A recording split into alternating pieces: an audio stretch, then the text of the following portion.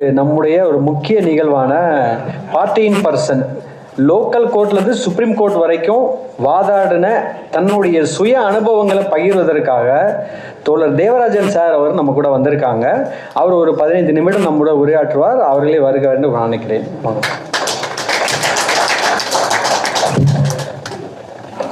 நண்பர்களே, இந்த மாதிரியான மீட்டிங்கில் பேசி பழக்கம் கிடையாது. கோர்ட்டில் பேசியிருக்கேன், நீதிபதிகளுக்கு நீதி அரசர் முறை பேசியிருக்கேன். அவங்க என்னை கழுத்து பூச்சிலாம் வெளியே தள்ளியிருக்காங்க. அதை நீங்கள் பேப்பரெல்லாம் பார்த்தா தெரியும். இப்போ இந்த டாபிக் என்னென்னா சுய வழக்காளி, பார்ட்டி இன் பர்சன். இதெல்லாம் ஒரு சின்ன சிம்பிள் தான், பெரிய விஷயமே கிடையாது. நான் நேரடியாக பாதிக்கப்பட்டேன் என்றால் அது ஒரு சிவில் வழக்காக இருந்தால் சிவில் நீதிமன்றத்தில் வழக்கு தாக்கல் செய்யலாம். அதே ஒரு குற்ற வழக்காக இருந்தால் குற்றவியல் வழக்கில் தாக்கல் செய்யலாம். அதே ஒரு பொதுநலமாக தாக்கல் செய்யப்பட வேண்டுமென்றால் உயர்நீதிமன்றத்தில் தாக்கல் செய்யலாம். உயர்நீதிமன்றத்தில் தாக்கல் செய்யப்பட்டு அந்த வழக்கு தள்ளுபடி செய்யப்பட்டு இருந்தால் உச்சநீதிமன்றத்தில் போகலாம். அப்படிப்பட்டதை நான் ஒரு சில வழக்குலாம் நான் சொல்கிறேன். ஃபஸ்ட்டு நான் நேரடியாக பாதிக்கப்பட்ட ஒரு வழக்கு என்னென்னா ஒரு குற்றவியல் வழக்கு. நான் கொச்சா சொல்ல போனால் மயிரை பிடிக்கிட்டேன்னு சொன்னாங்க. போலீஸை பார்த்து நான் மயிரை பிடிக்கல, போலீஸை பார்த்து நான் என்ன சொன்னேன்னா, இவர் போலீஸ்காரங்களாம் மயிரை பிடிக்கிட்டு இருந்தீங்களா அப்படின்னு ஒரு வார்த்தை கேட்டாங்க. அது என்னென்னா, நான் பெரவலூர் குளத்தூர் தெரியும், முதலமைச்சரோட தொகுதி. அந்த தொகுதியில் ஒரு கிட்டத்தட்ட பார்த்தீங்கன்னா ஒரு 350 ஏக்கர் பெரவலூர் ஏரியும் ஒரு 4 ஏக்கர் வண்ணாங்குளமும் இருந்தது. அது சம்மந்தமாக 2021, 20, 2019 நிறைய புகார் கொடுத்துருக்கேன். ஆனால் காவல்துறை எந்த விதமான புகாரும் நடவடிக்கை செய்தி சாய்க்கல. ஸோ நான் என்ன பண்ணேன், 2021 ஒரு வழக்கு தாக்கல் செய்கிறேன். அந்த வழக்கில் இந்த மாதிரி ஐயா இந்த மாதிரி 330 ஏக்கர் பெரவலூர் ஏரியும் ஒரு 4 ஏக்கர் வண்ணாங்குட்டை ஒரு மாதிரி சில குட்டைகள்லாம் இருக்குதுன்னு சொல்லி வழக்கு தாக்கல் பண்ணுறேன். இந்த வழக்கு தாக்கல் பண்ணுறதுனால என்ன ஆச்சுன்னா, காவல்துறை ஒரு ஆய்வாளருக்கு ஒரு என் மேலே கடுப்பாயிட்டாங்க. அதனால் என்ன பண்ணிட்டாங்க, ஒரு கான்ஸ்டபிள் வச்சு என் மேலே ஒரு வழக்கு போட்டாங்க. அந்த வழக்கு ஒரு போன மாதம் தான் முடிஞ்சுது. அதை அக்யூட் பண்ணிட்டாங்க. அதாவது என்ன எப்படி பார்த்தீங்கன்னா, அந்த வழக்கு நான் போலீஸை பார்த்து மயிரை பிடிக்கிட்டீங்களா, இத்தனை நாள் என்ன பிடிக்கிட்டு இருந்தீங்க, மயிரை பிடிக்கிட்டு இருந்தீங்க அப்படின்னு கேட்டதாக ஒரு கம்ப்ளைண்ட். சிம்பிள், அவ்வளோதான் கேட்டேன் அப்படின்ற மாதிரி அவங்க சொன்னாங்க. ஆனால் அந்த மாதிரி நான் எந்த விஷயமும் நான் கேட்கல. ஆனால் அந்த மாதிரி இது என் பேரில் 294B, அதுக்கப்புறம் 353 அவர் போட்டாங்க. அதாவது 353ன்றது அரசு அதிகாரிகளை பணி செய்ய விடாமல் தடுத்தல் அப்படின்ற மாதிரி ஒரு வழக்கு. இந்த மாதிரி 2 வழக்கு போட்டாங்க. அதாவது ஒரு வழக்கில் 2 கேஸு ஐபிசியில். அந்த வழக்கை எஃப்ஐஆர் போட்டாங்க. எனக்கு எஃப்ஐஆர் போட்டது தெரியாது. அப்படி விட்டால் 2024 அந்த வழக்கு சிசி ஆகுது. சிசி ஆகிட்டு எக்மோர் குற்றவியல் நீதிமன்றத்தில் எனக்கு சம்மன் கொடுத்து நான் சம்மன் பாடம் பண்ணுறேன். ஒரு 4 வாய்தா போனேன். 4 வாய்தா போனப்போ எனக்கு யாருமே சாட்சிக்கு வரலன்னு போனால் நான் ஐயா இந்த மாதிரி சாட்சி வரணும்னு சொல்லி ஒரு மெமோ ஒன்று போட்டேன். அந்த மெமோ என்ன போட்டேன்னா, அந்த மெமோவில் பார்த்தீங்கன்னா ஒரு சினிமா ஐயா இந்த மாதிரி சாட்சிகள் இது வரைக்கும் வரல, நான் போயிட்டுருக்கேன், எனக்கு நேரம் வேறு வரையாவது நான் எந்த விதமாக தப்பும் செய்யலை.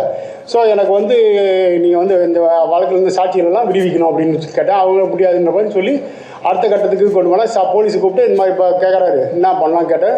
இல்லையா நான் அடுத்த வாய்தில் வரேன்னா ஒரு வாய்தா வரும்போது ஒரு சாட்சியெலாம் கொண்டு வந்தாங்க. ஃபஸ்ட்டு சாட்சி எனக்கு கம்ப்ளைண்ட் கொடுத்தாரு, கான்ஸ்டபிள் வந்தார். அவர்கிட்ட கேட்டேன், ஐயா அந்த மாதிரி என்னங்க நீங்கள் என்ன பண்ணீங்கன்னு கேட்கும்போது அவர் என்ன நான் திட்டணுன்னு சொன்னீங்களா, என்ன தகாதவாதி, அந்த தகாதவாதி அவர் வேறு மாதிரி சொல்லிட்டார். புகாரில் ஒன்று சொன்னார், வேறு மாதிரி சொல்லிட்டார். இது நானாக ஒரு கேள்வியாக கேட்குறேன். அதாவது அவங்க என்ன புகாரில் சொன்னாரோ அந்த புகார் அடிப்படையில் நான் குறுக்கு கேள்வி கேட்டேன். அந்த குறுக்கு கேள்வி எல்லாமே தப்பாக சொன்னார். அதே மாதிரி 353 அப்படி கேட்கும்போது நான் அவங்கள சட்டை பூச்சி இழுத்தனா அப்படி இல்லை, சரி உங்கள் கையை பூச்சி இழுத்தனா அப்படி எதுவுமே இல்லைன்றாரு. எந்த விதமான சட்டம் நடக்கலாம். 353 மேட் ஆகலை. அதே மாதிரி 295B உங்களை தகாத வார்த்தை என்ன சேர்த்துன்னு கேட்டால், புகாரில் ஒன்று சொல்லியிருக்காரு, மயிரை பிடிக்கிட்டீங்களா இருந்தீங்களா அப்படின்னு கேட்டார். ஆனால் நேரில் கேட்கும்போது தேவையில்லாமல் ஒரு தகாத வார்த்தை சொல்லி அதை பண்ணாதுன்னு முடிஞ்சு போச்சு. அதுக்கப்புறம் அது ஒரு ஆளையாக விசாரணை செய்யும்போது இந்த மாதிரி ஒரு விசாரணையும் நம்ம பொறுமையாக நான் நடத்தணும். நாம் நடத்தும் போது ஒரு விசாரணை பார்க்கும்போது இந்த மாதிரிலாம் செய்யணும். அதாவது நம்ம என்ன புகாரில் கொடுத்துருக்காங்களோ அந்த புகார் அடிப்படையில் நம்ம கேட்கணும். தேவையில்லாத கேள்விலாம் நமக்கு உள்ளே கேட்கக்கூடாது. இப்போ நான் கேட்ட கேள்வி 2 விஷயம்தான். எனக்கு 295Bயில் ஒரு தகாத வார்த்தை திட்டினன்றாங்க. ரெண்டாவது 353, அதாவது நான் அரசு அதிகாரியில் பணி செய்ய விடாமல் தடுத்தது. அதுக்கு உண்டான ரிலேட்டட் சம்மந்தப்பட்டதான் நான் கேட்க முடியுமே தவிர தேவையில்லாமலாம் நான் கேட்க முடியாது. அந்த மாதிரி கேட்டது அவங்க தப்பாக சொல்லிட்டாங்க. சரின்னு சொல்லி அந்த முடிச்சுட்டு அதுக்கப்புறம் அடுத்தடுத்து சாட்சிகளை விசாரித்து எல்லாமே அவங்க எனக்கு தெரியாது, போலீஸ் கேட்டாங்க, நான் கைது போட்டேன், எனக்கு அது சம்மந்தம் கிடையாது, எனக்கு தெரியாதுன்னு சொல்லிட்டு சொல்லி அந்த மாதிரி போட்டு வழக்கு போன மாதம் எனக்கு அந்த அக்யூட்டில் கொடுத்தாங்க. எனக்கு நீங்கள் வந்து இப்போ நிராபராதின்னு சொல்லி உங்களை விடுவிச்சு, அந்த வழக்கில் வந்து விடுவிச்சுன்னு சொல்லிட்டாங்க. இது வந்து குற்றவியல் வழக்கு. இந்த குற்றவியல் வழக்கில் பார்த்தீங்கன்னா நாம் வந்து பல வழக்கு இருக்குது. நாம் வந்து கொலை மிரட்டல் விடுத்தோமோ இல்லை அந்த மாதிரி நிறைய போடுவாங்க போலீஸ்லாம். இப்போ நீங்கள் போய் ஒரு கேள்வி கேட்டீங்கன்னா என்ன போய் கேள்வி கேட்குறியா சொல்லி அந்த மாதிரி நிறைய போடுவாங்க. அதெல்லாம் போலீஸ் நம்ம கேட்கும்போது நாம் போலீஸை என்னென்ன ஒரு விஷயத்தை பேசும்போது அவங்ககிட்ட வந்து அவங்க போலீஸை பார்த்து நாம் வந்து தகாத வார்த்தை பேசக்கூடாது, கை நீட்டு பேசக்கூடாது, உரிமையில் பேசக்கூடாது, அதே மாதிரி இந்த மாதிரி அப்படின்ற மாதிரிலாம் அந்த மாதிரி விஷயங்கள்லாம் காட்டக்கூடாது. சிரிச்சுக்கிட்டே நீங்கள் கை கட்டிட்டு பின்னால் கை கிட்டே சார் சொல்லுங்கள் சார், என்ன சார் அப்படி சார், வாங்க சார், ஓகே சார் அப்படின்னு அந்த மாதிரி பேசி நீங்கள் போயிடுங்க. அதுதான் வந்து எந்த விதமான பிரச்சனை இல்லாமல் போய்டும். இப்போ ஒரு தாசில்தார்கிட்ட போறீங்க, என்னடா எனக்கு பட்டா தர மாட்டேன் அப்படின்ற மாதிரிலாம் கூடாது. சார் பட்டா தர மாட்டீங்களா, சரி சார் என்ன சார் காரணம், அப்படி அடுத்த ஸ்டெப்புக்கு போயிடுங்க. அடுத்த கட்ட டெக்குக்கு போன யாருமே நம்ம அந்த மாதிரி போகிறது கிடையாது. நம்ம எல்லாமே சண்டை நிச்சு மாற அப்படி தூக்கி நிச்சு ஒரு வீரம் மாதிரி நின்றுடுறோம். அது இல்லைங்க, நான் செய்யலை இல்லைங்க. அதாவது இப்போ போலீஸை பொறுத்த வரைக்கும் அந்த இடத்துல வந்து ஒரு 350 ஏக்கர் நிலம், அந்த நிலத்தில் வந்து ஒரு ஆக்கிரமிப்பு பண்ணுறாங்கன்னா போலீஸ்க்கு சம்மந்தம் இல்லாமல் இருக்காது. நான் வந்து ஓப்பனாக சொல்ல முடியாது சில விஷயங்கள்லாம். அவங்க போலீஸ்க்கு எல்லா விஷயமும் எல்லாமே தெரியும். நம்ம ஒரு புகார் கொடுத்தோன்னே எல்லாமே உள்நோக்கம்தான். அதாவது நான் வந்து ஒரு சாதாரண மனுஷன் இல்லை சொல்கிறேன் இருங்க. ஒரு வழக்கை பார்த்தீங்கன்னா இப்போ வந்து பார்த்தீங்கன்னா இந்த ஒரு கிரிமினல் கேஸ் பொறுத்த வரைக்கும் நான் சொல்கிறேன். இது வந்து நான் வந்து சுய வழக்கு, நான் வந்து சென்னை உயர்நீதிமன்றத்தில் பார்த்தீங்கன்னா ஒரு 150 கிட்ட நான் ஒரு சுய வழக்காளையை போட்டிருக்கேன். எல்லாமே பொதுநாள் வழக்கு தான். எனக்கு ஒரே ஒரு வழக்கு பார்த்தீங்கன்னா பர்சனல் வழக்கு சென்னை உயர்நீதிமன்றம். அது வழக்கு என்னென்னா, என் வீட்டுக்கு பின்னாடி ஒரு கோவில் கட்டினாங்க. என்னோட ஜன்னலில் வந்து க்ளோஸ் பண்ணணும். அந்த ஒரு தீய நேரத்தில் ஒரு கோயிலுக்கு சின்னதாக, அதாவது ஒரு 3 அடி கோயில் தான் கட்டினாங்க, பெருசாலாம் கட்டல, 3 அடி கோயில். அதை கட்டினாவே அதுக்கப்புறம் டெவலப் பண்ணுறாங்க. அதுக்காக தான் மட்டும் நான் வந்து ஒரு இது போட்டேன். சென்னை உயர்நீதிமன்றம் என்னோட ஃபஸ்ட்டு வந்து ஒரு வழக்குனா பர்சனல் வழக்கு, அது மட்டும் தான். மற்ற 149 வழக்கம் எல்லாமே பொதுநல வழக்கு தான். ஏரி ஆக்கிரமிச்சிட்டாங்க, கொட்டி ஆக்கிரமிச்சிட்டாங்க. 18 எம்எல்ஏக்கள் வந்து ஒரு கேஸ் போட்டாங்க. என்னை வந்து தகுதி நீக்கம் செய்யப்பட்டது வந்து தவறு அப்படின்னு கேட்டாங்க. நான் தகுதி நீக்கம் செய்யப்பட்டது சரின்னு சொன்னேன். ஏன்னா அவங்களால எந்த விதமான வேலையும் செய்ய முடியல, ஒரு கொசுவை கூட அவங்களால எங்கள் ஏரியாவில் ஒழிக்க முடியலன்னு சொல்லி நான் பெரம்பூர் தொகுதினால நான் வந்து கேஸை வந்து கண்டெஸ்ட் பண்ணேன். இம்ப்ளீட் பெட்டிஷன் போட்டு நான் கண்டெஸ்ட் பண்ணேன். இம்ப்ளீட் பெட்டிஷன் என்ன, நான் வந்து அந்த வழக்கில் எனக்கு சம்மந்தம் கிடையாது. இம்ப்ளீட் பெட்டிஷன் போய் அந்த வழக்கு எனக்கு சம்மந்தம் மூலம் நான் ஒரு இம்ப்ளீட் பெட்டிஷன் போடுறேன். அந்த இம்ப்ளீட் பெட்டிஷன் நான் இந்த வழக்கில் வந்து என்னை ஒரு தரப்பாக நீங்கள் எதிரி தரப்பாக ஏற்றுக்கிட்டு என்னை வந்து நீங்கள் வந்து இந்த வழக்கில் வந்து வாதாடணும்னு சொல்லி ஒரு இம்ப்ளீட் பெட்டிஷன் போட்டு அந்த வழக்கு நம்ம அவங்க நீதிமன்றம் வந்து பர்மிஷன் கொடுத்தா மட்டும் நம்ம பேச முடியும். பர்மிஷன் கூட நம்ம எதுவுமே எந்த விஷயமும் பேச முடியாது. இந்த மாதிரி ஒரு விஷயம். இது வந்து அடுத்த கட்டு. இப்போ வந்து கிரிமினல் கேஸை பொறுத்த வரைக்கும் இப்படி தான். உங்களை வந்து சில பேர் மிரட்டுவாங்க, ஏதோ அந்த மாதிரி நிறைய வழக்குகள் தான். முதல் விஷயம், உங்கள் மேலே வந்து என்ன வழக்கு போட்டிருக்காங்க, எஃப்ஐஆர் காப்பி, அதுக்கப்புறம் சிசி போடும்போது உங்களுக்கு சார்ஜ் ஷீட் கொடுப்பாங்க. அந்த சார்ஜ் ஷீட்டில் என்ன போட்டிருக்கா அதுதான் நீங்கள் பேஸ் பண்ணி தான் நீங்கள் வந்து எந்த ஒரு வழக்கும் நடத்த முடியும். அதை விட்டுட்டு நீங்கள் வந்து தேவையில்லாமலாம் பேசக்கூடாது. ஒரு எந்த வழக்கும் அந்த வழக்கு என்ன சம்மந்தமோ அந்த சம்மந்தப்பட்டு தான் பேசணும். இது வந்து கிரிமினல் வழக்கு. அதே மாதிரி சிவில் கேஸ். இப்போ என் மாதிரி வீட்டுக்கு பின்னாடி வந்து ஒரு கேஸ் போட்டாங்க. அந்த கேஸை நான் சிவில் கேஸ் நானே அட்டன் பண்ணேன். அந்த சிவில் கேஸ் அட்டன் பண்ணும்போது என் வீட்டுக்கு கேட்கும்போது நிறைய குறுக்கு விசாரணை பண்ணும்போது இது இந்த இடம் வந்து யார் இதுக்கு சொந்தம், என் வீட்டு ஒட்டி கட்டியிருக்கேன், அம்மா என் வீட்டை ஒட்டி கட்டியிருக்கேன், அது யாரோட இடம், கார்பரேஷன் இடம். கார்பரேஷன் இடத்துல நீங்கள் எப்படி என் வீட்டை ஒட்டி கட்டலாம், உங்கள் வீட்டு வாசல் நீங்கள் கட்டிக்கலாம். இந்த மாதிரி நிறைய ஒரு குறுக்கு கேள்லாம் கேட்கும்போது அவங்க சொல்ல, இல்லைங்க அவங்க வந்து கார்பரேஷன் இடம் தான், இது வந்து அவர் வீட்டு சவுத்தை ஒட்டி தான் நாங்கள் கட்டியிருக்கோம் அப்படின்னும் இது நீதிமன்றம் ஏற்றுக்கிட்டு அந்த வந்து வழக்கு வந்து முடிச்சு வச்சுட்டாங்க, டிஸ்மிஸ் பண்ணிட்டாங்க. அவங்க ஆப்போசிட் பட்டு டிஸ்மிஸ் பண்ணிட்டாங்க. நான் வந்து ஆப்போசிட் பட்டு அதில் அந்த வழக்கு அவங்க பெட்டிஷன் பெட்டிஷன் வந்து ஒரு இது பண்ணுறாரு, எங்கள் கோவில் வந்து எங்களோட ப்ரொடக்ட் பண்ணுறாரு, எங்களை வந்து கோவில் சாமி கும்பிட முடியாமல் என்னை வந்து தடுக்கிறாரு அப்படி இப்படின்னு சொல்லி கேள்விப்பட்டேன். அதான் கேட்டேன். என்னோட வீட்டு ஜன்னலில் வைக்கும்போது என்னன்னா லைட்டு, இயற்கையாக கிடைக்க வேண்டிய காற்று, இயற்கையாக கிடைக்க வேண்டிய வெளிச்சத்தை வந்து இன்றைக்கி அவங்க வந்து மறைக்கிறதுக்கு ட்ரை பண்ணுறாங்க. இன்றைக்கி நான் உயிரோடு இருக்க வரைக்கும் போது எனக்கு வந்து பிரச்சனை இல்லை. நான் இறந்துட்ட பிறகு இந்த வழக்கை வந்து ஈஸியாக அவங்க ஜெயிச்சுட்டு போயிடுவாங்க. என் இப்போ பிள்ளைங்களுக்கு அதெல்லாம் தெரியாது, என்ன ஏதுன்னு கூட தெரியாது. அவங்க வந்து அந்த வழக்கை நடத்தி இறுதி வரதுக்குள்ளே வேறு மாதிரி போயிடும். அப்போ அந்த கோயிலை வந்து டெவலப் பண்ணுவாங்க. ஆகவே நான் அந்த வழக்கை நான் நடத்துன்னு சொல்லி தான் ஒரு பெட்டிஷன் போட்டு அந்த பெட்டிஷனை அலோவ் பண்ணி அதுக்கப்புறம் தான் நான் உள்ளே போனேன். சில பேர் அந்த மாதிரிலாம் போக மாட்டாங்க. எனக்கு வந்து நீதிமன்றம் கொடுக்கல, நிறைய வாட்ஸ்அப்பில் பார்த்துருக்கேன், ஃபேஸ்புக்கில் எனக்கு நீதிமன்றம் வந்து உத்தரவு தரல. உண்மையிலே விஷயம் என்னவோ நம்ம வந்து ஒரு விஷயத்த நம்ம நீதிமன்றத்தை தெளிவுபடுத்தணும். அதை தெளிவுபடுத்த பிறகு தான் நம்ம உள்ளே போக முடியும். வழக்கில் இம்ப்ளீட் பெட்டிஷன் போட்டு அது உள்ளே போனோம். நான் என் வழக்கில் இந்த மாதிரி சிவில் வழக்கில் நடந்தது.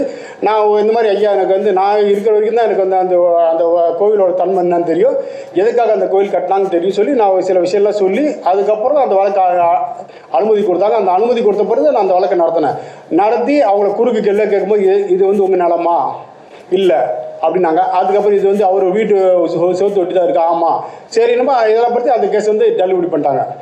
இதுக்கப்புறம் நம்ம தள்ளுபடி பண்ணல, உடனே உயர்நீதிமன்றம் போனாங்க. இது மாதிரி வந்து கார்பரேஷன் வந்து மரத்தை வெட்டு, இதை வெட்டு, அப்படி அப்படின்னு சொல்லி சொன்னாங்க. அதுக்கப்புறம் நான் ஐயா என்னோட வீடு, எனக்கான ஒரு ஜன்னல் அங்கே இருக்குது, அந்த ஜன்னலை மூட்டா எனக்கு கிடைக்க வேண்டிய இயற்கையான கிடைக்க வேண்டிய காற்று, வெளிச்சம் இவையெல்லாம் தடைப்படும், இதுதான் சொன்னேன். அதுக்கப்புறம் பார்த்துட்டு இல்லைப்பா கார்பரேஷன் இது என்னங்க இது அவரோட வீடா, அவரோட நிலமா, அவரோட சௌரா நாமாங்கன்னாங்க. சரி டெமாலிஷ் முடிச்சாங்க. மறுநாள் ஒரு 2 நாள் கழிச்சு வந்து கார்பரேஷன் இடிச்சாங்க. இது வந்து என்ன பர்சனலாக நான் நடைபெற்ற ஒரு வழக்கு, அதான் சென்னை உயர்நீதிமன்றம். அதுக்கப்புறம் பார்த்தீங்கன்னா பொதுநல வழக்கு. இப்போ நான் வந்து பொதுநல வழக்கு எப்படி நிறைய வழக்கு போடுறேன். இப்போ நான் வந்து என்னோடய பசங்க வந்து டான் பாஸ்கோ, பரம்பூர் டான் பாஸ்கோன்னு ஒரு இதில் படித்தாங்க. அரசு உயர்நீதிமன்றத்தில் அரசு வந்து ஒரு தனியார் பள்ளிகளுக்கு தனியாக ஒரு கட்டணம் ஃபிக்ஸ் பண்ணியிருக்காங்க. அதே மாதிரி அரசு உதவி பெறும் பள்ளிகளுக்கு தனியாக ஃபிக்ஸ் பண்ணியிருக்காங்க.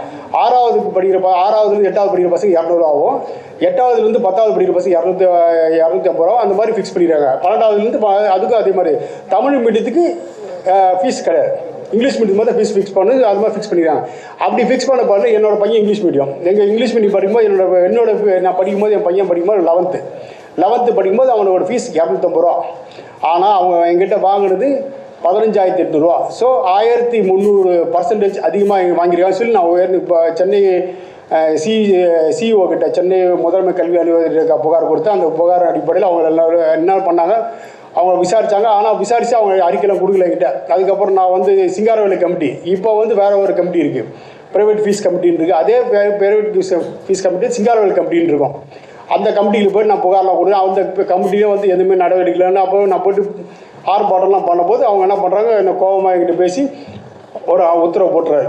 அது வந்து 1,65,00,000 ரூபா வந்து தனியார் அந்த அரசு உதவி பெறும் பள்ளி வந்து மக்களுக்கு திருப்பி கொடுக்கணும்னு சொல்லி ஒரு உத்தரவு போட்டுறாரு. இன்னி வரைக்கும் அந்த பள்ளி வந்து இது வரைக்கும் அவங்க 1,65,00,000 ரீஃபண்ட் பண்ணலை. நானும் வழக்கெல்லாம் போட்டுட்டு தான் இருக்கேன், ஏதோ நடந்துட்டுருக்கு, அது அப்படியே இருந்துருக்கு, இது வரைக்கும் தரல. ஆனால் அதுக்கப்புறம் அந்த பள்ளிக்கூடம் வந்து குறைஞ்சிடுச்சு, ஃபீஸெல்லாம் குறைச்சிருக்காங்க. இப்போ வந்து திருப்பி ஏற்றிருக்காங்க. திருப்பி நான் புகார் கொடுத்துட்டுருக்கேன். இது ஒரு வழக்கு. இது வந்து நான் வந்து நேரடியாக வந்து பொதுநல வழக்கு நான் போட்டதுல இது ஒரு வழக்கு. இன்னொரு வழக்கு என்னென்னா, ஒரு ஏரி, அந்த ஏரி வந்து காணோம். நான் வந்து சின்ன வயசில் பார்த்த ஏரி இப்போ காணோம், பெரவலூர் ஏரி. இப்போ லேட்டஸ்ட்டாக ஒரு 10 நாள் முன்னாடி ஒரு சென்னை உயர்நீதிமன்றம் கொடுத்தது. ஒரு பெரவலூர் ஏரி ப்ளஸ் வந்து ஒரு 4.5 ஏக்கர் வண்ணாங்குட்டை காணவில்லைன்னு சொல்லி ஒரு புகார்லாம் கொடுத்து ஒரு மாதிரி இது பண்ணும்போது அவங்க எதுவுமே நான் ஆக்ஷன் எடுக்கல. அதன் பேரில் தான் எனக்கு எஃப்ஐஆர் போடுறாங்க. அதான் அதில் தான் நான் ஒரு கிரிமினல் கேஸ் நடத்துகிறேன். அந்த கிரிமினல் கேஸ் முடிச்சு சொல்லிட்டு அவங்ககிட்ட இப்போ அந்த கிரிமினல் கேஸ் முடிச்ச பிறகு இப்போ நான் வந்து ரெட்டு 2021 போட்டது ஒரு முறை நான் வந்து பெட்டிஷன் கொடுப்பேன். ஏதாவது பெட்டிஷன் போட உள்ளே கொண்டு வருவாங்க. ஆனால் ஜிபி கவர்மெண்ட் சைடில் யாருமே வந்து பாதிக்க மாட்டாங்க. அப்படி இருக்கும்போது இப்படியே போயிடுச்சு. இப்போ வந்து சிஜே சீஃப் ஜஸ்டிஸ் கிட்ட, தமிழ்நாடு சீஃப் ஜஸ்டிஸ் கிட்ட வந்தது. அவர் வந்து இப்போ விசாரிச்சப்போ இது என்னன்னு கேட்கும்போது, ஆமாங்க இது வந்து பெரவலூர் ஏரி 1984 வந்து நாங்கள் வந்து ஒரு 139 ஏக்கர்ஸ் நாங்கள் வந்து அப்பாலிஷன் பண்ணிட்டோம், மீதி வந்து எங்களுக்கு தெரியாது, நாங்கள் வந்து கார்பரேஷனுக்கு கொடுத்துட்டோம்டா, கார்பரேஷன் கிட்ட எனக்கு தெரியாதுன்னு அப்படின்னு அவங்களுக்குள்ளே ஒரு கான்ட்ரவர்சி ஓடிட்டு இருக்கு. அதுக்கப்புறம் என்ன சொல்ல, சரிங்க எல்லாம் ஓகே, நான் மீதி இருக்கு 240 ஏக்கர் எங்கன்னு கேட்டேன். அப்போ தான் சரி என்கரேஜ்மெண்ட் தான், நீ என்கரேஜ்மெண்ட் ரிமூவ் பண்ணுங்க சொல்லி ஒரு ஆர்டர் போடுறாரு. அந்த ஆர்டர் வந்து இது வரைக்கும் ஒன்று ஒரு 10 நாள் ஆகுது, இன்னும் அப்லோட் ஆகலை. இந்த மாதிரி அதாவது ஒரு விஷயத்தை வந்து ஒரு பப்ளிக்காக நிறைய கொண்டு போனீங்கன்னா இது நிறைய கொண்டு போகலாம். உங்கள் ஏரியாவில் குப்பை கொட்டலையா, பக்கத்தில் குப்பை கொள்ள இருக்குது, குப்பை இருக்குது, அது குப்பையை கொட்டிட்டாங்க, அதை வந்து வார முடியலன்னா அது பொதுநல வழக்காக நீங்கள் தாக்கல் பண்ணலாம். சென்னை கார்பரேஷன் கொடுக்கணும், இல்லை மாநகராட்சி கொடுக்கணும், இல்லை நகராட்சி ஆணையருக்கு கொடுக்கணும், அதுக்கப்புறம் லோக்கல் வீட்டில் கொடுக்கணும். இந்த மாதிரி நிறைய இருக்குது. ஒரு டெக்குக்காக நம்ம வந்து கொடுக்கணும். அதாவது ஒரு டெக்குக்கு வந்து ஒரு கம்ப்ளைண்ட் கொடுத்துட்ட பிறகு 30 நாள் வெயிட் பண்ணோம். 30 நாள் வெயிட் பண்ணி அடுத்த கட்டமாக ஒரு 45 நாள் ஒன்று ஒரு கம்ப்ளைண்ட் கொடுக்கணும். நான் கம்ப்ளைண்ட் நீ கொடுத்துட்டு நாளைக்கே நம்ம கேஸ் போட்டுச்சுக்க எந்த நீதிமன்றமும் ஒத்துக்காது. ஒரு கம்ப்ளைண்ட் கொடுத்துட்டு அப்புறம் 30 நாள் வெயிட் பண்ணோம். 30 நாள் வெயிட் பண்ணிட்டு அதுக்கப்புறம் இன்னொரு கம்ப்ளைண்ட் கொடுக்கலாம். சார் கூட கேட்டா, சார் நான் வந்து சென்னை உயர்நீதிமன்றம் ஒரு கேஸ் போடணும், என்ன சார் போனேன். சரிங்க, நீங்கள் வந்து ஒரு உயர்நீதிமன்றத்தில் ஒரு இந்த லைட் ஹவுஸ் இருக்குது, தமிழ்நாட்டிலே ஃபஸ்ட்டு லைட் ஹவுஸ் சென்னை உயர்நீதிமன்றத்தில் உள்ளது. அந்த உயர்நீதிமன்றத்தில் எனக்கு வந்து அந்த லைட் ஹவுஸை பார்க்கறதுக்கு என்ன அனுமதி கொடுங்கன்னு கேட்டேன். அனுமதி கொடுங்கன்னு சொல்லி ஒரு லெட்டர் கொடுக்க சொன்னேன். அவர் சார் கொடுத்தாரோ என்னன்னு தெரியல, இது வரைக்கும் கொடுக்கல சார். கொடுக்கல. அந்த அந்த வந்து கொடுக்க மாட்டாங்க. சென்னை உயர்நீதி பதிவாளர் வந்து இப்போ வந்து இவங்க அள்ளி தான் இருக்காங்க, மேடம் அள்ளி தான் இருக்காங்க. அவங்க வந்து முதன்மை நீதிபதி வந்து இப்போ தான் வந்திருக்காங்க. அவங்கக்கிட்ட பிடிச்சி அவங்க கொடுக்கவே மாட்டாங்க, எந்த அவ்வளோ சீக்கிரத்தில் கொடுக்க மாட்டாங்க. அந்த மாதிரி கொடுங்க, அவங்க கொடுக்கலன்னா ஃபஸ்ட் ரெப்ரசன்ட் கொடுங்க, அது ரெண்டாவது ஒரு மனு கொடுங்க, அதுக்கப்புறம் மூணாவது நீங்கள் வந்து சென்னை உயர்நீதிமன்றத்தில் ஒரு வழக்கு போடுங்கன்னு சொல்லி அவருக்கு வந்து ஒரு அறிவுறுத்தல் சொன்னேன். அந்த மாதிரி தான் ஒரு வழக்கு தாக்கல் பண்ணணும் அப்படின்னா ஒரு முதல் மனு கொடுக்கணும், கலெக்டர் கொடுக்கணும், அந்த சம்மந்தப்பட்ட அதிகாரிகள் கொடுக்கணும். அந்த மாதிரி கொடுத்துட்டு அதுக்கப்புறமா நீங்கள் வந்து வழக்கு போடலாம். ஆனால் எதுவுமே போடாமல் நான் முதல்ல ஒரு ரெப்ரசன்ட் கொடுத்துட்டு ஒரு மனு கொடுத்துட்டேன், நான் உடனே நான் கேஸ் போடணும் அப்படின்னா எந்த நீதிபதியோ எந்த நீதி அரசரும் ஒத்துக்க மாட்டாங்க. ஏன்னா அவங்களுக்கு இப்போ வந்து உங்களுக்கு எல்லாருக்குமே தெரியும், ஒரு அரசாங்கம் வந்து ஒரு 30 நாள் ஒரு மனு கொடுத்து 30 நாளுக்குள்ள அதிகாரி வந்து நடைமுறை செய்யணும்னு சொல்லி ஒரு ஜீவோ போட்டிருக்காங்க. அந்த ஜீவோ பிரகாரம் பார்த்தீங்கன்னா ஒரு 30 நாள் வெயிட் பண்ணோம். அந்த 30 நாள் வெயிட் பண்ணி அவங்க கொடுக்கலாம். அதுக்கப்புறம் அப்பீல் போட்ட பிறகு அதுக்கப்புறம் உள்ளே போய் கேஸ் போடலாம். இப்போ பார்த்தீங்கன்னா எல்லாமே இதெல்லாம் விட்டுருங்க, ஹைகோர்ட்டு எல்லாம் விட்டுருக்கு. அடுத்து சுப்ரீம் கோர்ட்டில் போட்டிங்கன்னா இப்போ எல்லாமே இதுதான். இப்போ சென்னை உயர்நீதிமன்றத்தில் பார்த்தீங்கன்னா 14% போட்டிங்கன்னா ஒரு ஃபார்ம் ஏ ஃபார்ம் பி கொடுக்கணும். அது என்னடா ஃபார்ம் ஏ ஃபார்ம் பின்னா, நான் இந்த நீதிமன்றத்திலிருந்து தவறாகவோ வேறு அசிங்கமான வார்த்தையோடு எதுவுமே பயன்படுத்த மாட்டேன், என் வழக்குக்கு உகந்த முறையில் நான் வந்து இது பேசுவேன், அவ்வளோதான். அதுதான் வந்து ஃபார்ம் ஏ ஃபார்ம் பி. அதை நாம் கையெழுத்து போட்டு ஒரு நோட்டரிக்கிட்ட கொடுத்தோம்னா அவர் ஒரு 200-250 கையெழுத்து போட்டு கொடுத்துருவார். அதை எடுத்தும்போது நம்ம வந்து வழக்கு பதிலோடு நம்ம அட்டாச் பண்ணி நாம் கொடுக்கும்போது அவர் பார்த்துட்டு ஓகே ஃபார்ம் பி போவார். ஃபஸ்ட்டு வந்து ஏஆர் அசிஸ்டன்ட் ரிஜிஸ்ட்ரார் போவார். அவர் பார்த்தோன்னே, சார் இன்றைக்கி வழக்கு சம்மந்தமாக என்ன சார் சொல்லுங்கள் சார். அவர் நம்ம ஐயா இந்த மாதிரி வழக்குங்கய்யா, நான் வந்து இந்த மாதிரி ஏரியாவில் இருக்கேன், எனக்கு இந்த மாதிரி என்கரேஜ் பண்ணுறீங்க அப்படின்னு சொல்லுவோம். அவர் பார்த்தோன்னா அவரு பிடிச்சி போட்டு அதுக்கப்புறம் இன்னொருத்தட்டு கொடுப்பார். அவர் என்ன பண்ணுவார், அவர் நம்மகிட்ட ஒரு 4 கேள்வி கேட்பார். இன்னொருத்தட்டு ஏங்க நீங்கள் வந்து ரீசார் ஜுடிஷியரிக்கு போவாங்க, நீதித்துறை பதிவாளர் நீதித்துறை போகும்போது அவங்க என்ன கேட்பாங்க, ஐயா இந்த வழக்கு நீங்கள் நேரத்தில் நாங்கள் ஒரு அட்வொகேட் என்கரேஜ் பண்ணுறோம், நீங்கள் ஏன் அந்த அட்வொகேட்டை வந்து ஏற்றக்கூடாதுன்னு. இல்லைங்க, என் வழக்கு என்ன பற்றி எனக்கு எல்லாம் தெரியும், என்னோட ஒரு புதுசாக ஒரு அட்வொகேட்டை நான் சொல்லி அவர் வந்து கரெக்டாக அதை வந்து புரிஞ்சுக்கிட்டு அதை நீதி அரசுகிட்ட வந்து ப்ளேஸ் பண்ணுவார் எனக்கு தெரியாது. இப்படி தான் நான் சொல்லுவேன். நான் என்னோட வழக்கு எனக்கு என்ன வேணும் எனக்கு தெரியும், அதை நான் பேசுவேன். இல்லைங்க நீங்கள் இங்கிலீஷில் பேசலாம். ஐயா எனக்கு தெரிஞ்ச இங்கிலீஷில் நான் பேசுவேன், எனக்கு புரிஞ்ச இங்கிலீஷு நீதி அரசுக்கு தெரியுமான்னு எனக்கு தெரியாது. நான் என்னால் முடிஞ்ச வரைக்கும் நான் பேசுவேன், பட்லர் இங்கிலீஷ் பேசுவேன். இதை வந்து நான் இந்திரா பானர்ஜின்ற ஒரு நீதி அரசு சொன்னேன், ஐயா நான் எனக்கு வந்து ஸ்பீக்கர் இங்கிலீஷ், பட்லர் இங்கிலீஷ் அப்படின்னு எதுவும் சொன்னேன். Okay I speak. இப்போ கூட நீதி அரசுட்டு சொன்னேன், அவ்வளோதான், okay no problem, I understand your English அப்படின்னு ஏதோ ஒன்று பேசினேன். இன்னி வரைக்கும் நான் என்னுடைய இங்கிலீஷில் தான் பேசுவேன் தவிர அவங்க பேசுகிற பிரிட்டிஷ் இங்கிலீஷ்லாம் நான் வந்து பேச முடியாது. எனக்கு என்ன தெரியுமோ அதை நான் பேச முடியும்.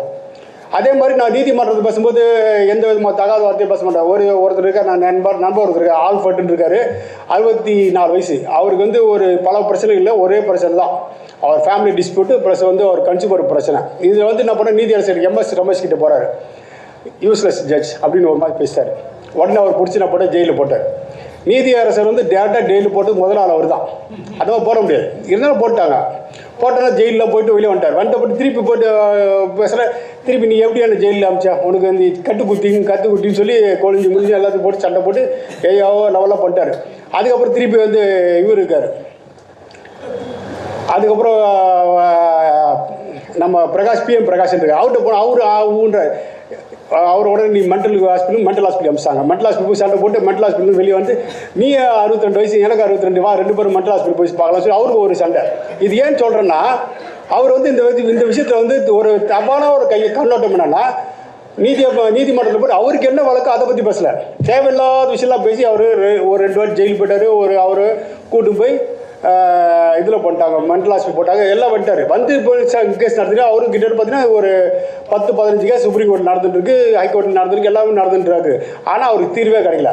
ஏன்னா நீதி அரசில் முறைச்சிட்டார். அதே நேரத்தில் அந்த மாதிரி பண்ணக்கூடாது. நீதி அரசு ஐயா சாமி ஐயா வணக்கம், ஐயா வணக்கம் சார், மயிலாட் லாடு சொல்கிறது என்ன ஆக போகிறோம், நம்ம ஒன்றும் ஆக போகிறதில்ல. ஐயா வணக்கம் ஐயா, வணக்கம் ஐயா.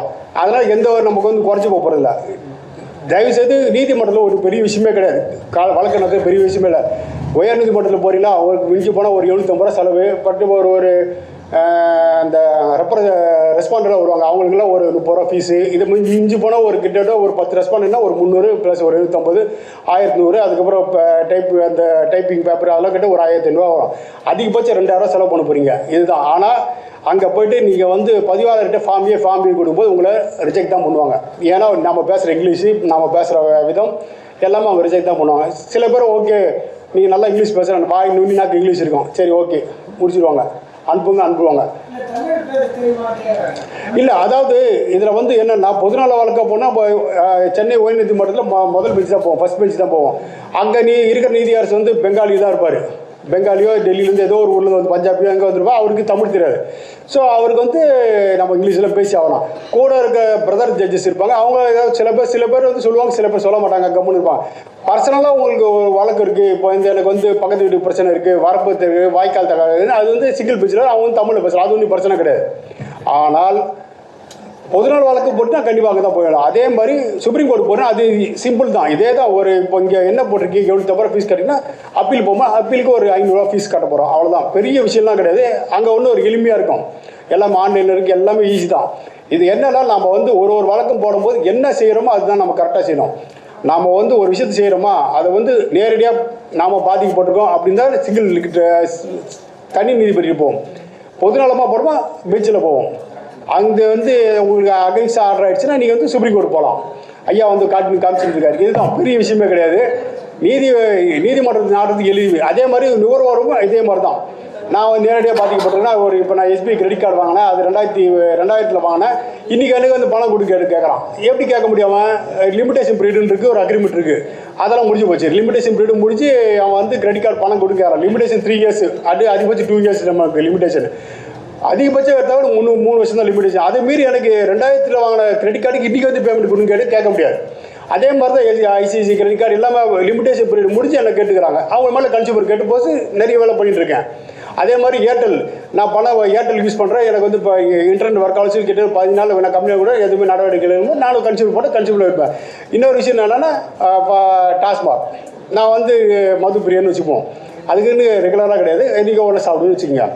அப்போ வந்து எனக்கு வந்து போகும்போது 10 ரூபா எக்ஸ்ட்ரா வாங்குறாங்க. அந்த 10 ரூபாய்க்கு ஏன்டா வாங்குறீங்க கேட்கும்போது ஊன்றாங்க. சரி வா கன்சியூமர் போகணுன்னு சொல்லி கார்டை ஸ்வைப் பண்ணுறேன், இது கன்சியூமர் கேஸ் போகிற ஆர்டர் கொடுக்குறாங்க. ஒரு விஷயமும் நம்ம எந்த பண்ணுறோமோ அது நாம் ஒரு விஷயத்தை செய்யும்போது அந்த விஷயத்த நாம் தெளிவாக செய்யணும். தவறாக செஞ்சுட்டு வந்து நீதி அரசு மேலே குறை சொல்கிறதோ நீதிபதிக்கு மேலே குறை சொல்கிறதோ முடிஞ்ச வரைக்கும் அவாய்ட் பண்ணோம். நாம் என்ன செய்கிறோமோ அதுதான் பாடணும். நாம் ஒரு வழக்கு போகிறோமோ அந்த வழக்கு கொண்ட மூலம் என்ன, வழக்கு மூலம் என்ன, அந்த வழக்கு மூலத்தை முதல்ல நம்ம தெரிஞ்சுக்கணும். அந்த வழக்கு மூலத்துக்கு அப்புறம் நான் எல்லா விஷயமும் ஒன்றா கரெக்டாக பார்த்து யாருக்கு ரெப்ரசன்ட் கொடுக்கணும், யாருக்கு என்ன பண்ணணும், மனு கொடுக்கணும், அதுக்கப்புறம் அப்பீல் கொடுத்து வேலை செய்யலாம், அதுக்கப்புறம் ஆர்டியில் கேட்கணும். எல்லா விஷயமும் ப்ராப்பராக செஞ்சுட்டு நீங்கள் ஒரு வழக்கு ஓட்டினா கண்டிப்பாக வெற்றி அடைய முடியும். இது வந்து வழக்கு பார்ட்டின் பர்சன்லாம் வந்து ரொம்ப பெரிய விஷயமே கிடையாது, சிம்பிள் மேட்டர் தான். நீதி அரசர்கிட்ட நீதிமன்றத்துக்கு போகிறீங்க, அந்த வழக்கு தாக்கல் பண்ணுறீங்க, அந்த வழக்கு என்னவோ அது மட்டும் பேசுங்க. வழக்கு அப்பாற்பட்டு எந்த ஒரு விஷயமும் பேசக்கூடாது. இல்லைங்க நான் வந்து அப்படிங்க அதெல்லாம் பேசக்கூடாது. ஐயா எனக்கு வந்து பசிக்குது, சோறு போட கேட்டேன், கார்பரேஷன்காரன் சோறு போட மாட்டான், அவ்வளோதான் முடிஞ்சு போச்சு. சோறு போடு. ஈபிக்காரங்கிட்ட ஐயா நான் ஈபி என் வீட்டில் அடிக்கடி கட்டாது, கம்ப்ளைண்ட் கொடுத்தேன், நடவடிக்கை இல்லை. என் வீட்டுக்கு வந்து கரெக்டாக ப்ராப்பராக எனக்கு ஈபி வரணும், அதுக்கு உண்டான நடவடிக்கை இருங்க. இப்படி தான் சிம்பிளாக பேசலாம், வளவளவளவெல்லாம் பேசக்கூடாது. சரிங்களா? வழக்கு போகிறது ரொம்ப ஈஸி. அதை விட பேசுறது நமக்கு புரிஞ்ச போயின்னு பேசலாம், எந்த விதமாக தப்பே கிடையாது. நுகர்வோரும் அதே மாதிரி தான், எல்லாமே ஒத்துக்கிறாங்க. எல்லா இமெயிலான ஒத்துக்கிறாங்க, ஸ்பீட் போஸ்ட் ஒத்துக்கிறாங்க, ரிஜிஸ்டர் போஸ்ட் ஒத்துக்கிறாங்க. சில பேர் வந்து இது ஒத்துக்கிறாங்க, போஸ்டர் ஒத்துக்கிறாங்க. ஆனால் எல்லாமே ட்ராக்கிங் ரிப்போர்ட் வைக்கணும். எல்லாமே கால் ரெக்கார்டு ஒத்துனா அது வந்து இன்ஃபர்மேஷன் ஆக்ட் பிரகாரம் ஒரு 65B இருக்குது, அந்த பெட்டிஷன் நீங்கள் வைக்கணும். அது வைக்கலன்னா ஒத்துக்க மாட்டாங்க. ஏன்னா அது வந்து இங்கே ஐடி ஆக்டில் வருது, அது கண்டிப்பாக பண்ணணும். இப்போ நான் வந்து என் மொபைல் ஃபோனில் உங்களெல்லாம் ஃபோட்டோ எடுத்துட்டேன், எல்லோரும் இருக்கீங்க, இப்போ உங்களை பற்றி உங்களை வழக்கில் சேர்க்கறேன்னா நான் வந்து 60B ஒரு பெடிஷன் பண்ணோம். அந்த 60B பெடிஷன் போடும்போது நான் வந்து ஐயா இது மாதிரி இந்த 60B என்னோட மொபைல் ஃபோனில் இந்த மாதிரி A75 சாம்சங் A70s இதில் மொபைலில் நான் புகைப்படப்படுத்தேன் அப்படின்னு சொல்லி ஒரு அஃபிடேட் போட்டு போடலாம்.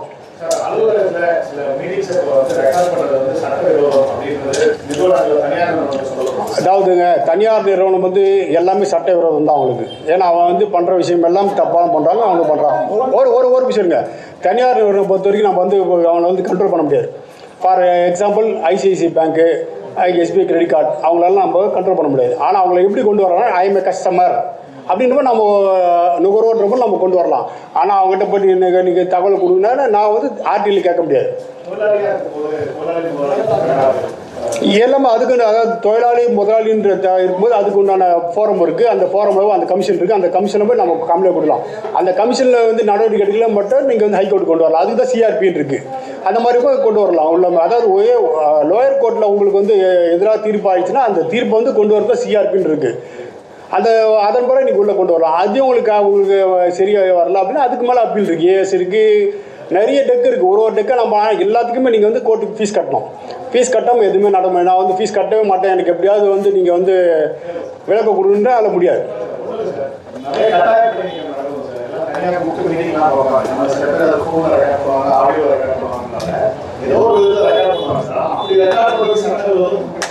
இல்லை, அந்த மாதிரிலாம் சட்ட விரோதம் எதுவும் சொல்ல முடியாது. உங்களோட பர்சனல் டீட்டெயில்ஸ் எதுவும் வந்தால் நீங்கள் பண்ணலாம்.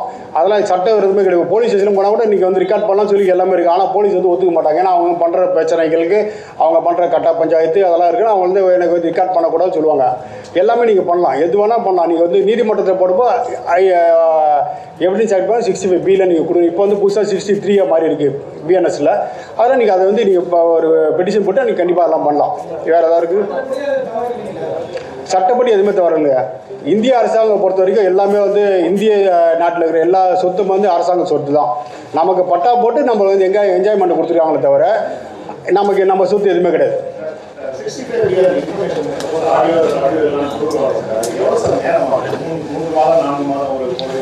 கால நிர்ணயம் எல்லாம் கிடையாதுங்க. நீங்கள் வந்து ப்ராப்பராக பெட்டிஷன் போட்டிங்கன்னா அந்த பெட்டிஷனை நீங்கள் இப்போ வந்து இம்ப்ளிமெண்ட் பண்ண. இப்போ வந்து ஃபார் எக்ஸாம்பிள் நான் இப்போ பேசிகிட்டு இருக்கேன், இந்த வீடியோ போடுறீங்க, வீடியோ கொடுக்குறது வேறு விஷயம். இப்போ இதே வந்து ஆடியோ போடணும்னா அந்த ஆடியோவில் நான் என்ன பேசுகிறோம் அதே மாதிரி டைப் பண்ணணும். நீங்கள் நான் என்ன பேசுகின்றேன், நான் உங்களுக்கு கேள்விக்கு பதில் சொல்கிறேன், எதிர்த்தரப்பு ராமசாமி என்ன சொன்னார், தேவராஜன் பதில் அளித்தா, இந்த மாதிரி வந்து ஒரு பெட்டிஷனை நீங்கள் டைப் பண்ணணும். அதை டைப் பண்ணி நீங்கள் வந்து அதுக்குன்னு ஒரு இன்ஃபர்மேஷன் டெக்னாலஜி படித்த ஒரு இன்ஜினியர் இருப்பார், அவர்கிட்ட நீங்கள் வந்து ஸ்டாம்ப் வாங்கணும். அதை வாங்கி நீங்கள் கொடுக்கணும். இந்த மாதிரி கொடுத்தீங்கன்னா தான் அது வந்து ஏற்றுக்கொள்ளப்படும். ஒரு வீடியோவில் பிரச்சனை. இப்போ நான் பேசவே முடியாது, இப்போ சொல்ல முடியாது, நான் தான் பேசுகிறேன், நீதி அறிஞர் பற்றி நான் தான் பேசுகிறேன், பார்ட்டி பஸ் பண்ணி நான் தான் பேசுகிறேன், எல்லாமே நான் ஒத்துக்கிறேன். ஆனால் இதே வந்து என்னோடய வீடியோ இல்லாமல் ஆடியோ மட்டும் போட்டிங்கன்னா அந்த ஆடியோவில் கண்டிப்பாக நீங்கள் வந்து இதில் நீங்கள் பண்ண ஒரு பேப்பரை டைப் பண்ணணும். ஐயா வணக்கம் அப்படின்னா வணக்கம், அடுத்தது என்ன பேசுகிறேன், அடுத்த வரி, அந்த மாதிரி லைன் பை லைன். இப்போ நான் உங்கள்கிட்ட என்ன பேசுகிறேன்னா அதெல்லாம் லைன் பை லைனாக நீங்கள் வந்து ஒரு லெட்டராக டைப் பண்ணி அதுக்கு உண்டான ஒரு அதிகாரி இருக்கார், அதிகாரியோ ஒரு ப்ரைவேட் ஆர்கனைசேஷன் இருப்பார், அவர்கிட்ட போய் நம்ம முத்திரை வாங்கணும். ஐயா இதெல்லாம் உண்மை, அவர்கிட்ட அவர் பார்த்துட்டு அவர் ஆடியோ போட்டு அப்படி படிப்பார், கரெக்டாக இருக்குது, ஓகே, சரி, அவர் ஒரு சீல் போட்டு கொடுப்பா. அதுதான் வந்து ஏற்றுக்கொள்ளப்படும். நாமளாக வந்து இது பண்ணால் நல்லா ஏற்றுக்க மாட்டாங்க. சில பேர் ஏற்றுப்பாங்க, ஓகே அப்படின்னு ஒரு அஃபிடேட் நம்ம கொடுக்குற அஃபிடேட்னால பிரமாண பத்திரம் கொடுக்குறோம், அதெல்லாம் அது ஏற்றுப்பாங்க. ஆனால் மற்றவங்க எல்லாரும் ஏற்றுக்க மாட்டாங்க. ஒரு சிலர் ஏற்றுப்பாங்க, ஒரு சிலர் ஏற்றுக்க மாட்டாங்க. நெக்ஸ்ட்,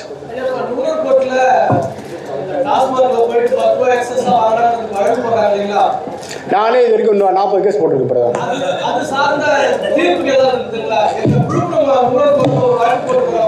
முதல்ல நுகர்வோர் கோர்ட்டில் வழக்கு போட்டுனா நீங்கள் வந்து தீர்ப்புலாம் காட்டணும் அவசியமே கிடையாது. நீங்கள் ஒரு மதுபானம் வாங்குறீங்க, அந்த மதுபானத்துக்கு கூடுதலாக கட்டணம் வாங்கினான்னு என்ன ப்ரூஃப் பண்ணுவீங்க?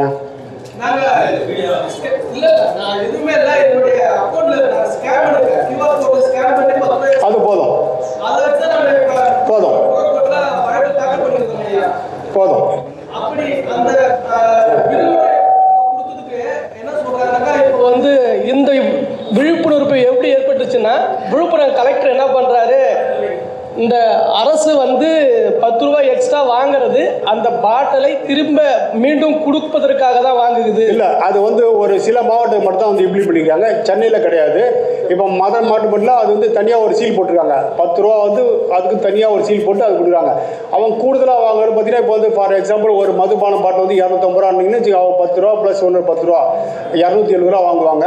நம்ம டெபிட் கார்டோ இல்லை கிரெடிட் கார்டோ ஏதோ வச்சு பண்ணி வாங்குறோம். ஆனால் வந்து மது பாட்டில் திருப்பி கொடுக்கும்போது அந்த 10 ரூபா 30 ரூபா நமக்கான கூடுதலாக வசூலிக்கப்பட்ட கட்டணம் திருப்பி வழங்கப்படாது. சரி, அதை வந்து நீங்கள் மனுவில் சொல்லிடணும். இந்த மாதிரி நான் வந்து வாங்கினேன், ஸோ கடையில் வாங்கினேன், அந்த கடையில் வந்து இந்த மாதிரி 10 ரூபா ப்ளஸ் இந்த மாதிரி ஒரு 10 ரூபா வாங்கினாங்க, அந்த 10 ரூபா எனக்கு திருப்பி கொடுத்துறாங்க, எனக்கான கூடுதலாக வசூலிக்கப்பட்ட கட்டணம் எனக்கு திருப்பி வழங்கப்படலை அப்படின்னு நீங்கள் ஒரு மனு கொடுக்கணும். அது யார்கிட்ட கொடுக்கணும்னா அந்த டிஸ்ட்ரிக்ட் மேனேஜர் கொடுக்கணும். அதுக்கப்புறம் வந்து சென்னையில் இயக்குனர் மேனேஜிங் டைரக்டர் இருக்கார், அவர்கிட்ட கொடுக்கணும். இவங்க 2 பேர் வந்து நடவடிக்கை எடுப்பாங்க, எடுக்காமல் போகிறாங்க, அதை பற்றி நம்ம கவலை இல்லை. அந்த டாஸ்மாக் கடை இருக்குது, அந்த கடைக்கு நாம் ஒரு மனு கொடுக்கணும். அதை அவருக்கு ஒரு ரெப்ரசன்ட் கொடுக்கணும். ஐயா, இந்த மாதிரி இது சட்ட விருப்பம் பண்ண வேண்டாம், நீங்கள் வந்து மதுபானத்தை கூடுதலாக விற்றுட்டீங்க, இந்த சோன்ஸ் மதுபானத்தை கூடுதலாக விற்றுட்டீங்க, எனக்கு வந்து நீங்கள் வந்து உடனடியாக இந்த கட்டணத்தை திருப்பி தரலாம், உங்கள் மேலே வந்து நீதிமன்றத்தில் நான் வழக்கு தாக்கல் செய்து ஒரு மனு கொடுக்கணும், லெட்டர் கொடுக்கணும், நோட்டீஸ் கொடுக்கணும். இப்போ அந்த 10 ரூபா எக்ஸ்ட்ரா கொடுத்ததுனால நம்ம நுகர்வோர் கோர்ட்டுக்கு போனதுனால விழுப்புரம் கலெக்டர் ஆஃபீஸில் என்ன பண்ணாங்கன்னு கேட்டிங்கன்னா, அனைத்து டாஸ்மார்க்குக்கும் ஒரு ஆர்டர் போட்டு இந்த 10 ரூபாய்க்கு நீங்கள் எக்ஸ்ட்ரா வாங்குற பாட்டிலை திரும்ப வந்து கொடுத்தாங்கன்னா அந்த கட்டணத்தை நீங்கள் திருப்பி கொடுக்கணும்னு சொல்லி ஒரு உத்தரவு போட்டாங்க. அது இப்போ நியூஸ் பேப்பர்லாம் வந்துச்சு. இப்போ இங்கே எப்படி சென்னையிலையோ அதேமாரி தான் விழுப்புரமும் கள்ளக்குறிச்சியும் இருக்குது. ஆனால் இருந்தாலும் இப்போ கலெக்டர் இதேமாரி சொன்னதுனால எல்லா டாஸ்மார்க்காரங்களும் போராட்டம் பண்ண ஆரம்பிச்சிட்டாங்க. அதாவது 1 ரூபா கூடுதலாக வாங்கினாலும் கூடுதல் கட்டணம் தான். 250 ரூபா வாங்கினாலும் சரி, 10 ரூபா வாங்கினாலும் சரி, 1 லட்ச ரூபா வாங்கினாலும் சரி, அரசு உதவி பெறும் கல்வி நிறுவனங்கள் 15,500 ரூபா 18,000 ரூபா வாங்கினாலும் கூடுதல் கட்டணம் தான். அரசு என்ன நிர்ணயம் செய்யப்பட்டது, இன்க்ளூடிங் ஆல் டேக்ஸ், அப்படி தான் நம்மக்கிட்ட ஒரு இருக்குது. உள்ளே பார்த்தீங்கன்னா எல்லாத்துலேயுமே எம்ஆர்பி மேக்ஸிமம் ரீட்டைல் ப்ரைஸ், அந்த ப்ரைஸ்க்கு என்னவோ அதுதான் விற்கணும். அதை விட்டு நான் வந்து 10 ரூபா எக்ஸ்ட்ராவோ 20 ரூபா எக்ஸ்ட்ராவோ வாங்கினாலும் பண்ணலாம். நானே நேரடியாக பாதிக்கப்பட்டு நானே வந்து போட்டிருக்கேன். நானும் சொல்லிட்டேன், உங்கள்கிட்ட ஓப்பனாக சொல்லிட்டேன், நான் மது சாப்பிடுவேன், எதுவும் பண்ணுறேன்னு சொல்லிட்டேன்.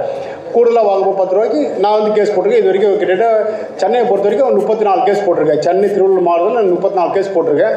அதில் வந்து ஒரு 17 கேஸ் வந்து ஆர்டர் ஆகிருக்கு. ஆமாம், 5,000 ரூபா போட்டிருக்காங்க, என்னோட பேர் தான் போட்டிருக்காங்க. ஐயா, எனக்கு அந்த ஜட்ஜ்மெண்ட்டுடைய காப்பி எங்களுக்கு கொஞ்சம் கிடைக்குங்களா? அதெல்லாம் இது வெப்சைட்டில் போட்டு ஃபேஸ்புக்கில் போட்டிங்கன்னா பேர் வரும். ஜி தேவராஜன் இல்லை சமூக ஆர்வலர் போட்டிங்கன்னா வரும். அது இந்த மாதிரி ஏதோ ஒரு ஃபோட்டோவில் அது இதெல்லாம் போயிட்டு ஃபேஸ்புக்கில் வருது. ஃபேஸ்புக்கில் நிறைய ஐடியில் இருக்கேன். ஏன்னா 5,000 மேலே அந்த ஃபேஸ்புக்காரன் கொடுக்க மாட்டான். அதனால் 2-3 ஐடி ஓப்பன் பண்ணி அதில் எல்லாமே பேர் தான் இருக்கும். சமூக ஆர்வலர் தேவராஜன், தேவராஜன், நீங்கள் வந்து கூகுளில் போட்டிங்கன்னா கூட ஜி தேவராஜன் போட்டிங்கன்னா என் பேரும் இன்னொருத்தர் கேரளா பாடகர் ஒருத்தர் அவர் பேர் வரும். மற்றெல்லாம் பாருங்க நிறைய வரும். ஒரே ஒரு விஷயந்தான், நாம் என்ன விஷயம் செய்கிறோமோ அதை வந்து நாம் திறம்பட செய்யணும். நாம் வந்து அவங்க இப்படி சொல்லுவாங்க, இவங்க இப்படி சொல்லுவாங்க, நமக்கு கவலையப்படக்கூடாது. நீதிமன்றத்தில் போய் நிற்கும் போது கூட டாஸ்மார்க்காரங்க கேட்டேன், சார் நீங்கள் எப்படி சார் சாப்பிட்டீங்கன்னா, அதான் கேட்டேன், இது எப்படி சாப்பிடுன்னு சொல்லி நான் ஒரு வழக்கு போட்டிருக்கேன், அதுக்கு நீங்கள் பதில் சொல்லலை போப்பான்ட்டேன். நான் ஒரு வழக்கு போட்டேன் சென்னை உயர்நீதிமன்றத்தில். ஒரு டாஸ்மாகில் வந்து ஒரு மதுபானம் வாங்குகிறோம், அந்த மதுபானத்தை வந்து எப்படி சாப்பிட்ணும், யாரெல்லாம் சாப்பிடணும், இந்த மதுபானம் சாப்பிட்டா என்னென்ன வியாதி வரும், பெண்கள் சாப்பிடலாமா, ஆண்கள் சாப்பிடலாமா, சிறுவர் சாப்பிடலாமா, நிறைய கேள்வியில் கேட்டு யாருமே பதில் சொல்லி சொன்னேன். அவங்க ஒரே வார்த்தை சொன்னாங்க என்கிட்ட, யார் டாஸ்மாக்லேருந்து, IMF. What is the IMF? Indian mat foreign liquor. இதுதான் எங்களால் கண்டுபிடிக்க முடியும். இதுக்கு மீறி எதுவுமே என்ன செய்ய முடியாது. நீங்கள் மதுபானம் சாப்பிட்டீங்கன்னா என்ன வியாதி வரும்னு எனக்கு தெரியாது, என்ன லிவர் போகுமா தெரியாது, கிட்னி போகுமா தெரியாது, உங்களுக்கு போதை வருமா எனக்கு தெரியாது, தண்ணி சாப்பிடுமா கலக்குமா தெரியாது, சோடா கலக்குமா எதுவுமே எனக்கு தெரியாது. இதுதான் உண்மை.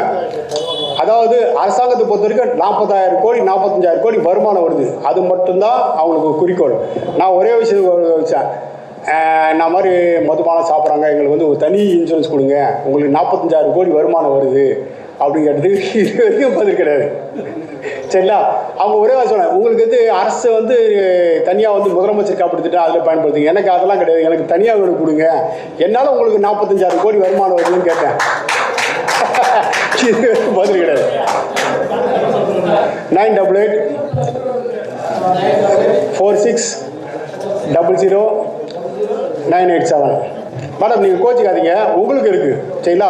நீங்கள் ஒரு சுடிதார் வாங்குறீங்க, இல்லை உங்களுக்கு வீட்டு மணி சாமான் வாங்குறீங்க, எம்ஆர்பி ரேட் விற்றாலும் நீங்கள் கன்சியூமருக்கு போகலாம்.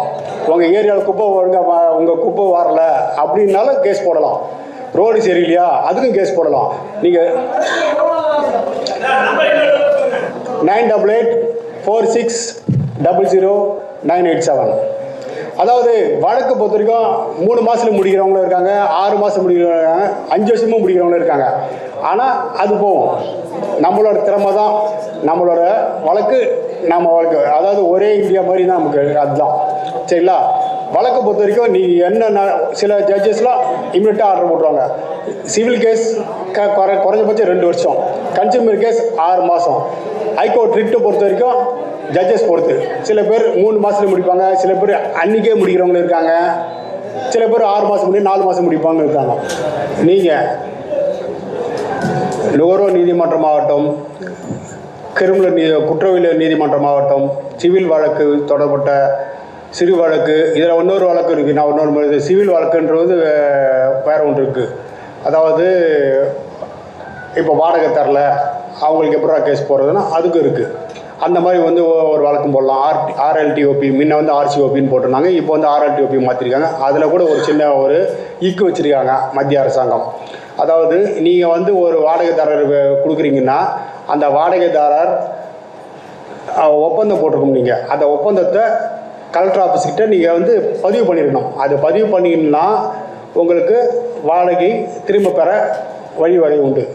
ஆனால் நீங்கள் பதிவு செய்யவில்லை அப்படி என்றால் வாடகைதாரரை காலி செய்ய மட்டுமே உங்களுக்கு உரிமை உண்டு. புரியுதுங்களா?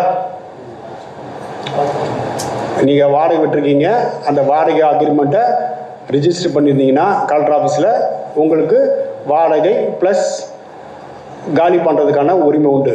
நீங்கள் பதிவு செய்யவில்லை என்றால் நீங்கள் வெறும் காலி மட்டும்தான் கேட்க முடியும், வேறு எதுவுமே நீங்கள் கேட்க முடியாது. ஆமாம்மா, எல்லாத்துக்குமே நீங்கள் வாடகை என்ன இப்போ வந்து வாடகை நீங்கள் 5000 ரூபா வாங்குறீங்க, வருஷத்துக்கு 60,000 ரூபானா அந்த 60,000 உண்டான வாடகை நீங்கள் அதுக்கு உண்டான ஃபீஸ் நீங்கள் கட்டி தான் ஆகணும். அதை கட்டினா தான் உங்களுக்கு வந்துருக்கு.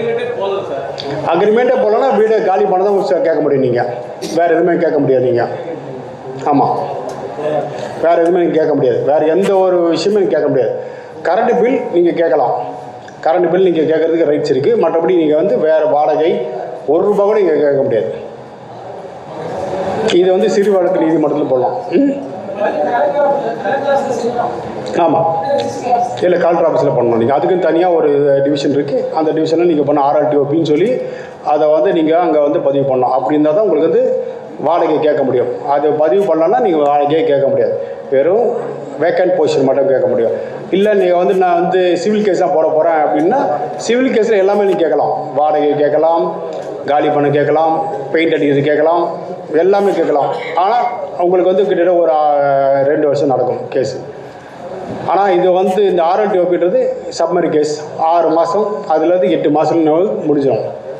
அதுக்கப்புறம் அந்த காலி இப்போ வந்து பார்த்தீங்கன்னா அந்த வழக்கில் பார்த்தீங்கன்னா உங்களுக்கு வந்து வெக்கேட் பண்ண சொல்லி ஆர்டர் போட்டுருவாங்க. ஆனால் வெக்கேட் பண்ண மாட்டாங்க. அப்போ நாம் வந்து எக்ஸிக்யூட்டிவ் பெட்டிஷன் போடணும், இபி நிறைவேற்றுகை மனு. அந்த நிறைவேற்றுகை மனு போடும்போது நீங்கள் வந்து அதுக்கு தனியாக பெட்டிஷன் போட்டு அந்த பெட்டிஷனை நீதிமன்றத்தில் போட்டு அது வந்து நீங்கள் நோட்டீஸ் கொடுக்கணும். அந்த நோட்டீஸ் அவங்க பதில் தரலன்னா நீங்கள் வந்து அடுத்தது அமீனா வச்சு நீங்கள் வந்து அவங்க வீட்டை காலி பண்ணுறதுக்கு எடுக்கணும். அமீனா போவார், அமீனா போய் அவர் வந்து நடவடிக்கை எடுக்கல அப்படி அமீனா போய் அவங்க காலி பண்ணோன்னா போலீஸ் ப்ரொடெக்ஷன் கொடுக்கணும். அதுக்கப்புறம் வந்து அதாவது ஃபயர் தீயணைப்புத்துறைக்கிட்ட ஒரு பர்மிஷன் லெட்டர் கொடுத்து ஐயா எனக்கு வாங்க அப்படி சொன்னால் எல்லாமே கொடுக்கணும். ஒரு ஆம்புலன்ஸுக்கு ரெடி பண்ணணும். இதெல்லாம் பண்ணால் மட்டும்தான் போலீஸ் வந்து காலி பண்ணதுக்கு உங்கள் கூட வருவாங்க, ஒத்துழைப்பாங்க. நீங்கள் எதுவுமே பண்ணான்னா போலீஸ் ஒத்துழைக்க மாட்டாங்க. இது ஒன்று இருக்குது. இதெல்லாம் சிக்கல். சொல்லுங்கள், வேறு ஏதாவது? மாவட்ட நுகர்வோர் நீதிமன்ற வேலூரில் சப்டிவிஷன் செய்து பட்டா வாங்கிறதுக்கு மனு லேட் பண்ணிட்டாங்க. கேஸுக்கு வந்து நீதிமன்றத்தில் ஒரு 50,000 அபராதம் விதித்து நீதிமன்றம் உத்தரவு கொடுத்ததுங்க. ராணிப்பேட்டை மாவட்டம் நெமிலி வட்டத்துக்குங்க. அப்போது அதுக்கு வந்து அவங்க நிறைவேற்றி எனக்கு பணம் கொடுக்க கேஸ் இது பண்ணாததால் நான் வந்து இஏ பெட்டிஷன் போட்டேங்க வேலூர் நுகர்வோர் நீதிமன்றத்தில். அதை எதிர்த்து அவங்க என்ன பண்ணிட்டாங்க, ஸ்டேட் கமிஷன் வேலூர் இது மெட்ராஸில் போட்டிருந்தாங்க கேஸு. அந்த கேஸில் வந்து நான் வக்கீல் வச்சு நடத்தியிருந்தோம், அவங்க கேஸ் சரியாக நடத்தாததால் டிஸ்மிஸ் பண்ணிட்டாங்க. நீங்கள் அப்பீல் போங்க சுப்ரீம் கோர்ட்டுக்கு. அதாவது நீங்கள் வந்து நேஷனல் கடிச்சபூர் கோர்ட்டுக்கு போங்க. அது டெல்லி தானே போகணும் சார்? டெல்லி தான் போய் ஆகணும். டெல்லி போங்க. டெல்லியில் உங்களுக்கு எதிராக கிடச்சிருந்தா அவங்க உங்களுக்கு ஆதரவாக கிடச்சா டெல்லிக்கு அவங்க சுப்ரீம் கோர்ட்டு போவாங்க. உங்களுக்கு எதிராக கிடச்சுன்னா நீங்கள் சுப்ரீம் கோர்ட்டு போகலாம். அப்படிங்களா? இப்போ சென்னையிலேருந்து யாரையும் நம்ம இது பண்ண முடியாது சார்? டெல்லி தான் போய். இல்லை, எல்லாமே இப்போ ஆன்லைன் வந்துருச்சுங்க. அந்த எல்லாமே ஆன்லைன் பெட்டிஷன். நீங்கள் வந்து பெட்டிஷனை வந்து நீங்கள் அப்பீல் போட்டிங்கன்னா ஆன்லைனில் பண்ணிக்கலாம், ஆன்லைனில் பேசிக்கலாம், எல்லாமே பண்ணலாம். எல்லாமே ஆன்லைனில் வந்துருச்சு. இப்போ சுப்ரீம் கோர்ட்டும் ஆன்லைன் வந்துருச்சு, சென்னை உயர்நீதிமன்றம் ஆன்லைன் வந்துருச்சு, நிறைய கோர்ட்டில் ஆன்லைன் வந்து, சில கோர்ட்டில் வந்து ஆன்லைன் வரல. அதாவது நீங்கள் வந்து குற்றவியல் நீதிமன்றத்தில் ஒன்றும் ஆன்லைன் வரல, மற்றபடி மேக்ஸிமம் எல்லாமே வந்து அதிகபட்சமாக எல்லாமே வந்துருச்சு ஆன்லைனில். அதாவது 2024 கேஸ் வந்து டிஸ்மிஸ் ஆச்சுங்க. அதுக்கு ஏதாவது டைம் பீரியட் இருக்குது? எல்லாமே கிரேஸ் பீரியட் டைம் பீரியட் இருக்குது. 60 நாள் இருக்குது, 30 நாள் இருக்குது. உங்கள் வழக்குக்கு ஏற்ற மாதிரி அந்த மாதிரி இருக்குது. அந்த வழக்கு நீங்கள் வந்து இப்போ 30 நாள் கழிச்சு போயிட்டீங்க அப்படின்னா உங்களுக்கு உடம்பு சரியில்லை அப்படின்னா அவங்களுக்கு வந்து கண்டோன்றிலே போடலாம். காலதாமத மனு ஒன்று போட்டு அதை வந்து நீங்கள் சொல்லணும். அந்த காலதாமதம், ஐயா எனக்கு வந்து மஞ்சக்காமலை வந்துச்சு, என்னால் வந்து ஒரு 6 மாதம் என்னால் வெளியே வர முடியல, அதனால் நான் வந்து இந்த வழக்கை வந்து எனக்கு காலதாமதம் பண்ணுங்கன்னா நீதி அரசர்கள் அதை வந்து பண்ணுவாங்க. நீதி அரசர்கள் நீதிபதிகளும் அது வந்து காலதாமதம் மன்னிப்பாங்க. அதை மன்னிக்க மாட்டாங்க. சுப்ரீம் கோர்ட்லேயே அதுக்கு இருக்குது. காலதாமதம் 2 வருஷம் ஆனாலும் உங்களுக்கு மன்னிப்பாங்க. ஆனால் நீங்கள் எந்த விதமான எதுவுமே இல்லாமல் வீட்டில் தூக்கிட்டு ஐயா எனக்கு காலதாமதம் பண்ணுங்க அப்படின்லாம் பண்ண மாட்டாங்க. நேர்மையான ஒரு விஷயம், எனக்கு உடம்பு சரியில்லை, எனக்கு வந்து இது நாலேஜ் எல்லாம் போயிடுச்சு அப்படின்னும் போது காலதாமதம் கண்டிப்பாக பண்ணுவாங்க. எல்லா நீதிமன்றமும் பண்ணுவாங்க. சில பேர் வந்து தண்டத்தொகை போடுவாங்க. அந்த தண்டத்தொகை நீங்கள் வந்து கொடுக்கணும். நண்பர்களே, உங்களுடைய கேள்வி எதுவும் இருக்குன்னா சாரோடைய தொலைபேசி எண் கொடுத்துருக்காங்க. நீங்கள் நிச்சயமாக கூப்பிட்டு அவங்க கிட்ட பேசலாம். நேரமின்மை காரணமாக நம்ம அடுத்த வகுப்புக்கு போகணும். சரிங்களா? மகிழ்ச்சி. நன்றி பிரதர். வணக்கம்.